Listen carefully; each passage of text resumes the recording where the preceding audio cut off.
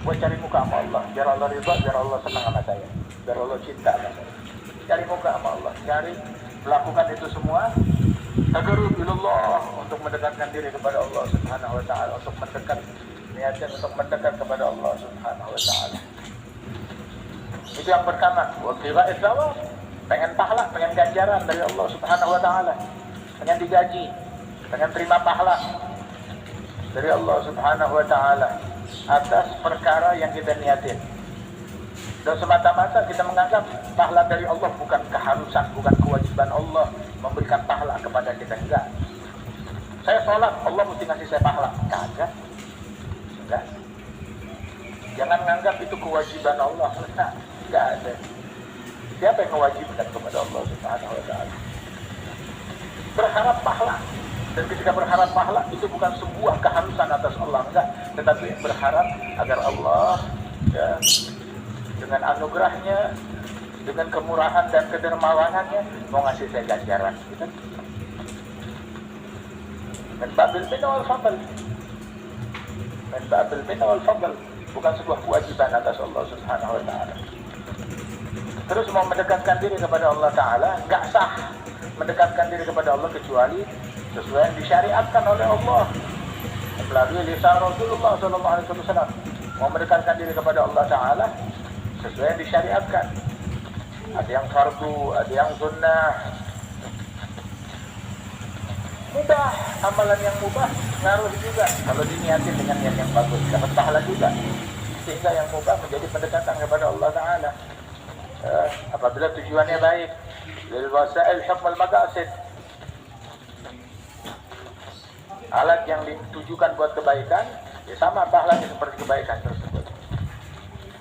Barang siapa yang dia makan niatnya untuk menghimpun tenaga dalam mentaati Allah taala, maka dia dapat pahala. Begitu juga ketika dia menggauli istrinya dengan tujuan menghasilkan keturunan yang mengabdi beribadat kepada Allah taala, dia dapat pahala.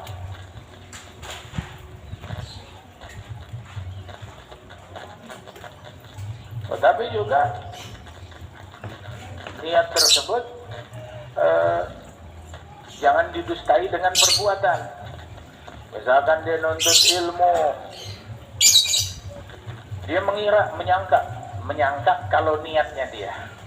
Kadang orang berkhayal kalau niatnya dia bagus, berkhayal-khayalan, halusinasi tentang niat. Dia menyangka kalau dia niat dalam menuntut ilmu itu untuk mengamalkan, untuk mengajarkan.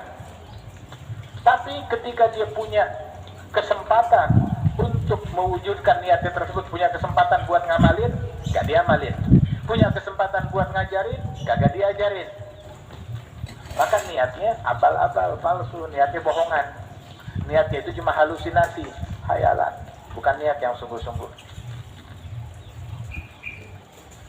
Sama, saya kerja, saya nyari dunia. Tujuannya biar saya nggak ngemis sama orang, tujuannya biar saya bisa sedekah kepada fakir miskin, tujuannya biar bisa silaturahmi, memberi kerabat, famili, membantu mereka, menyantuni orang-orang yang kesusahan. Terus ketika dia punya kemampuan, punya kesempatan untuk melakukan itu, nggak dia lakukan, maka niatnya palsu. Niatnya palsu.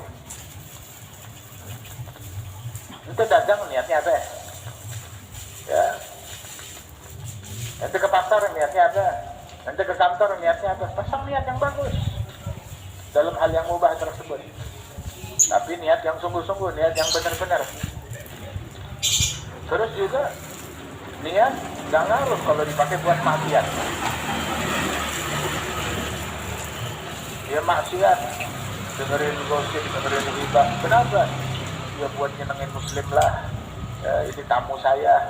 Dia bertamu di rumah saya ingin menjamu dia dengan saya menyimak apa yang dia omongin walaupun itu gosip. Nah, itu bukan memuliakan tamu, haram. La ta'ata lil makhluk fi ma'siyatil khaliq. Enggak ada istilah taat kepada makhluk dalam hal-hal yang mengandung maksiat kepada Allah Subhanahu wa taala. Ada sebagaimana tuh baju kalau najis, baju kalau terkena najis cuci, hilang suci, hilang najisnya, bersih, selesai, suci lagi. Tapi sekarang itu punya apa namanya, punya kelereng, terjatuh di najis, cuci, hilang najisnya, selesai. Nah sekarang kalau itu punya kotoran kambing, gimana cara mencuci? Dia najis. Iya, najis. Sesuatu yang najis, itu bagaimana mensucikannya? Kalau sesuatu yang suci terkena najis, bersih najisnya. Tetapi sesuatu yang memang bendanya itu najis, kalau sesuatu yang suci terus terkena najis, namanya mutanajis, terpapar oleh najis. Tinggal bersihin virusnya, kumannya, selesai, suci dia, bersihin najisnya. Tapi kalau memang bendanya itu memang najis, itu kotoran, gimana cara mensucikan? Gak bisa disucikan. Nah begitu juga niat gak ngaruh di dalam kemaksiatan. Dalam kemaksiatan, dia maksiat, kemudian dia gosip, tujuannya untuk nyenengin hati si pengumpat, si penggosip, maka sama dosanya.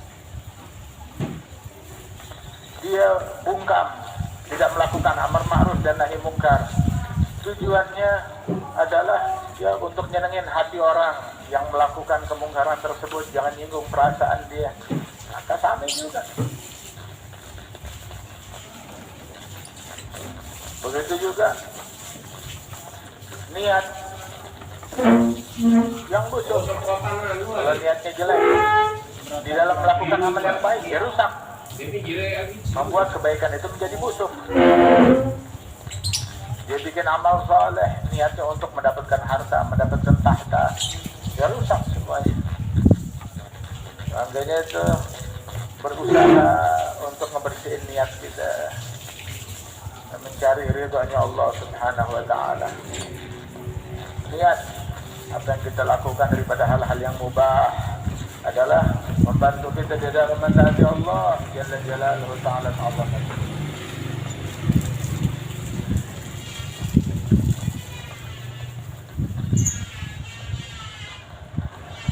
Terus juga di dalam suatu amal kita bisa melakukan banyak niat dan kita mendapatkan pahala dari setiap niat tersebut. Amalannya 1, niatnya 10, dapat pahalanya 10. Loh, kok bisa? Dia baca Quran, 1 amalan, tapi niatnya dalam membaca Al-Quran munajat kepada Allah.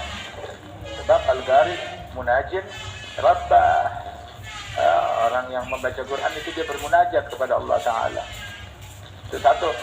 Kemudian niat yang kedua adalah dia niatin untuk menggali ilmu-ilmu yang ada di dalam Al-Quran. Sebab Al-Quran adalah tambang semua ilmu, sumber semua ilmu.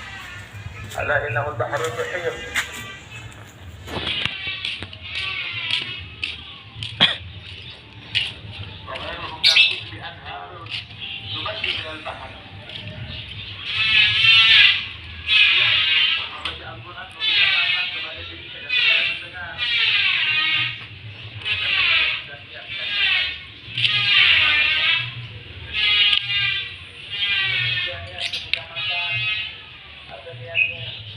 Jalankan perintah Allah.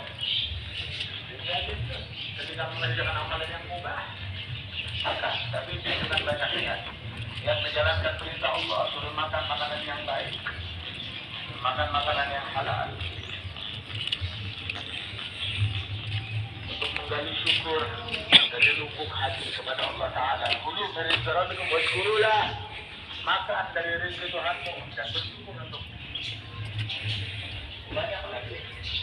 Oleh ada saat dan ada itu